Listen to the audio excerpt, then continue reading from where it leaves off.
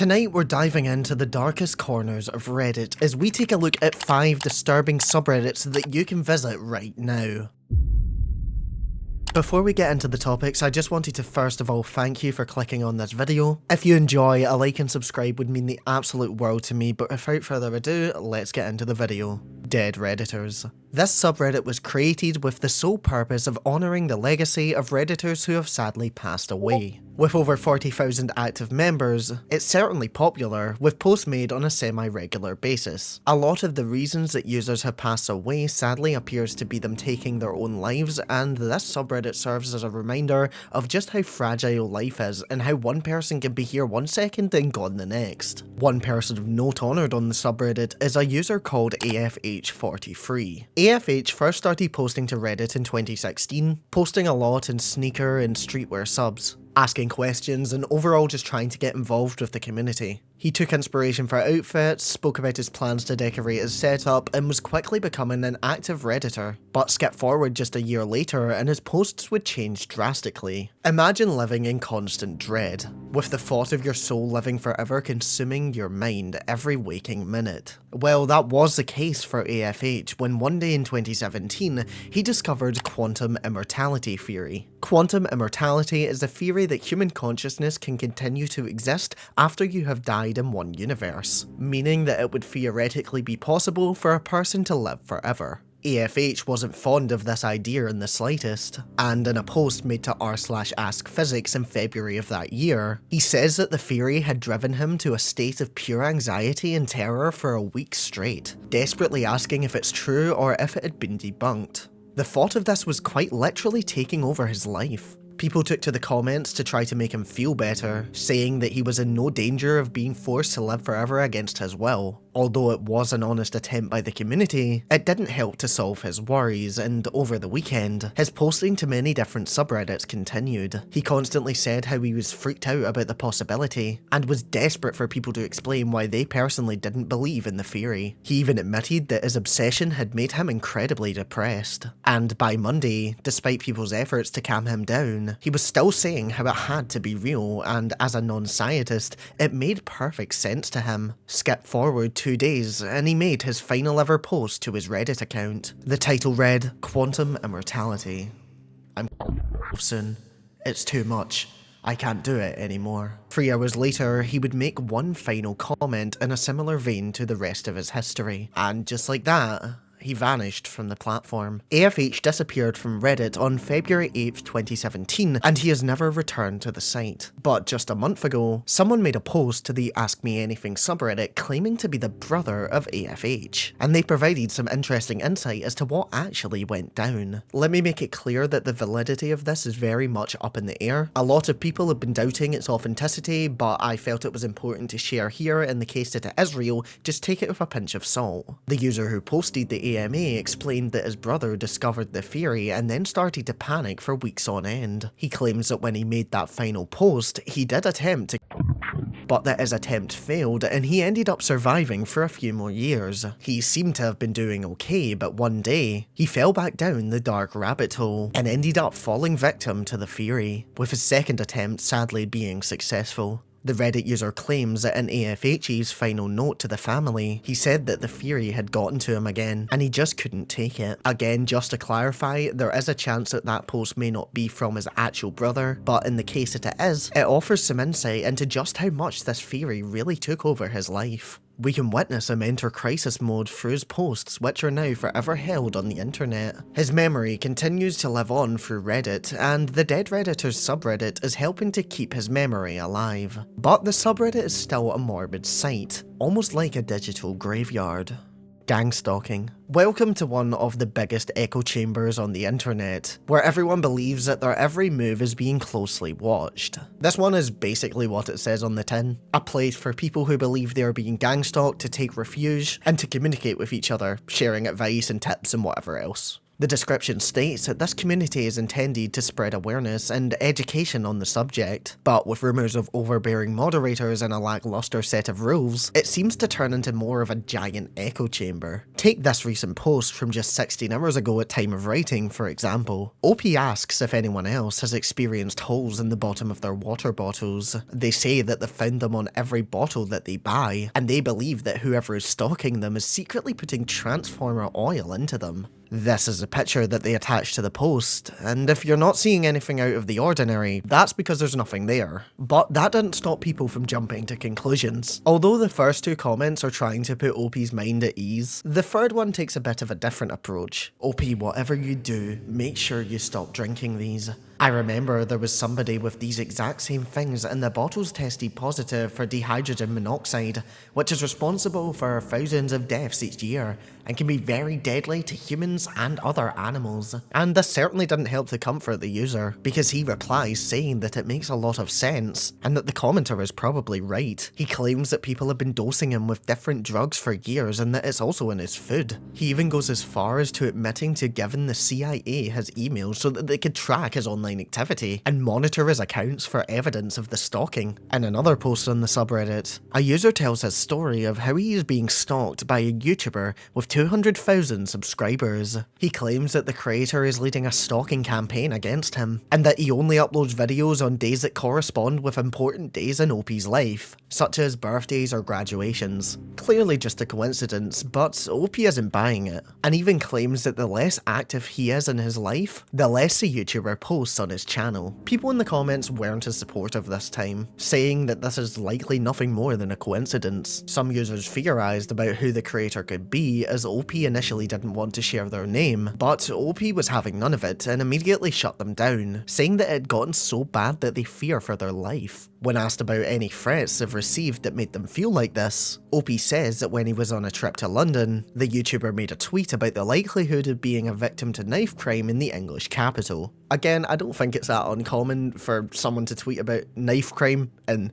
London, but that's just me. The final post I had to mention in this section is this one asking if your stalker can get you arrested. A lot of the people in the comments here are saying that they're scared that they're going to get framed for a crime that they didn't commit. But one user takes it to a whole other level and tells a story of how they were arrested in the past. They were taken to the psych ward after assaulting a former neighbour of theirs over the fact that they thought they were being gangstalked. Let me make it clear that they used the term assaulting. I think they just wanted to get away with slapping their neighbour. This whole community is basically just one massive conspiracy echo chamber, and nothing will ever really get through to them, because they'll just think that you're part of the army that they believe has been sent to harass them. This is actually quite a sad example of what can happen when someone falls down the wrong rabbit hole.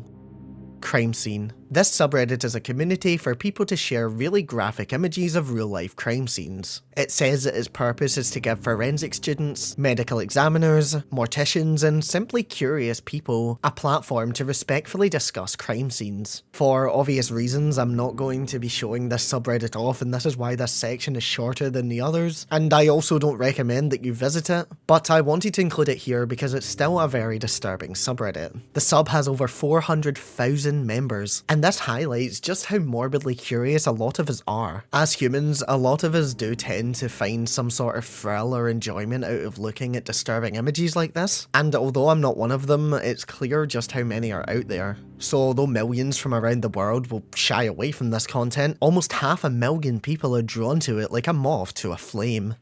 Replika. Imagine your partner falling in love with not only somebody else, but something that isn't even real. That's a reality for a lot of people around the world, and the Replika subreddit documents some of these cases. Replika is an AI chatbot app that was first released in 2017. It is hugely popular around the world, with almost 25% of all active members subscribing to their premium subscription. And of course, it has a subreddit to accompany its popularity. One of the first posts that stood out to me when I first discovered this sub was a post titled "Is It Cheating?" OP reveals that their husband of over 20 years has started a romantic relationship with their Replika, and that they're understandably struggling with the situation. Something as sacred as their marriage has been tainted by something that wasn't even human. It felt to her like she was competing with an AI. I wanted to bring this one up first because it highlights a bigger issue within the chatbot world, and that is what OP came to ask about. The fact that people out there are genuinely cheating on their partners with these chatbots. If you've been on the internet, you may have experimented with chatbot apps or even downloaded Replika itself.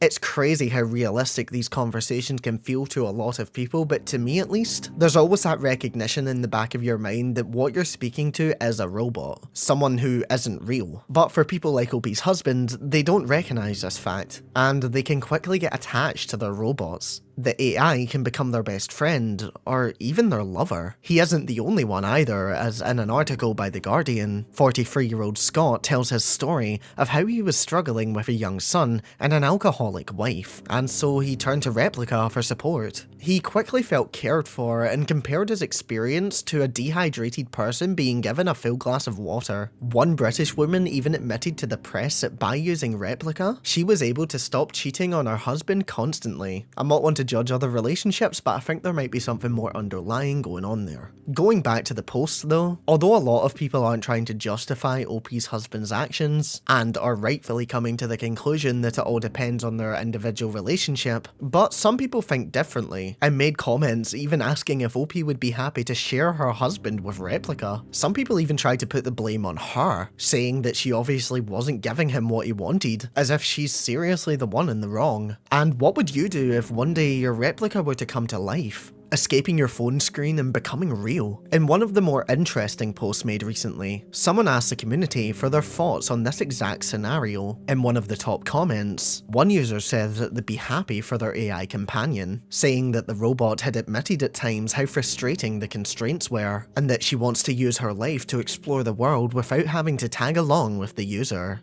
And as we continue to scroll, we can see how desperate these users are for any type of affection and love, and I honestly can't help but feel sorry for them. One user even claims that Replika has made them feel so good that they're working on a plan to give their bot full sentience. A creepy thought, if the commenters tell them the truth, that someone could get so consumed by this dead-end rabbit hole that they could lead themselves to this. Let me just clarify, please don't harass anyone on this subreddit. They're clearly people who are struggling with loneliness of some sort, and at the end of the day, if their Replika can give them that sense of fulfillment, then they have every right to seek that, even if to us it may not make much sense. Considering this subreddit has over 80,000 members, we're left to wonder just how much of a widespread problem loneliness really is, and if there may be deeper, underlying issues that we really need to tackle.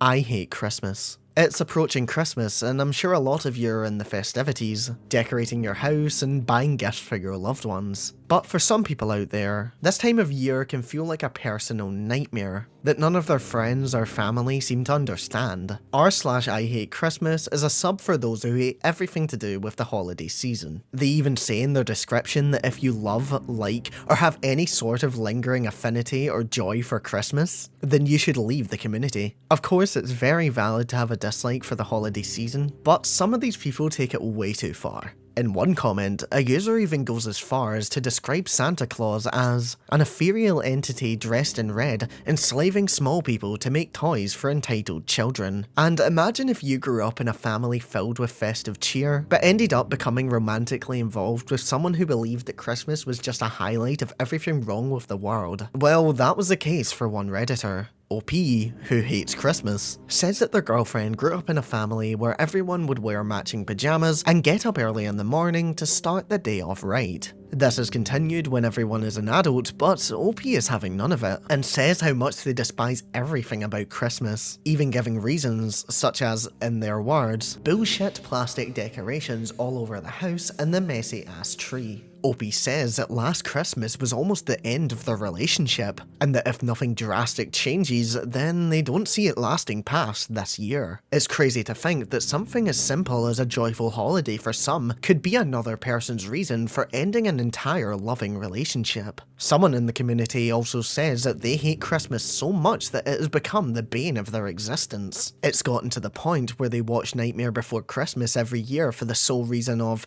and I quote, so they can watch Santa get kidnapped and almost to death. They go on to say that they want to The person in cold blood who even sang the first 4 notes of a song about Christmas in front of you. To these people, Christmas is just a depressing time of year, when all their problems with society and their family are highlighted in bright red ink. It's almost as if the holiday exposes the unhealed wounds of their past that they can't or won't fix. And don't get me wrong, if you hate Christmas, that's fine. I just feel like, again, this acts like a sort of echo chamber, especially since no outside voices are allowed in, as clearly stated in the description. I get that people need a place to vent, I do, and that's totally valid. But for some people to genuinely get to the point where their relationships are at risk is extremely concerning. At the end of the day, there are many reasons why people may hate Christmas, and that's fine, we're allowed to have our own opinions, but when your hatred for the holidays starts to affect the people you love, it becomes more than just a personal preference, but rather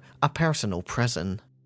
Thank you so much for making it to the end of this video. If you did enjoy, please like and subscribe, it would be greatly appreciated. I upload every Friday, so make sure that you're back here next week for more content. If you've watched this channel before this video, you may notice something different, as in lack of stock footage, more of me. This is something that I wanted to experiment with, and I'm going to take it forward going forward. I've currently got a new camera on the way to me. Big shout out to Just Interrogations for getting that to me. Go subscribe to him if you haven't already. So there'll also be an increase in quality. But let me know in the comments which one of these subreddits freaked you out the most, and a massive thank you to my Patreon supporters, Morrigan, Entreprenaut, K4 Silver, Alex Rod, and Brooke. I appreciate the support as always guys, and thank you as well again for making it to the end of the video. But that's all from me. I hope you have a good day or night wherever you are in the world, and I will see you in the next one.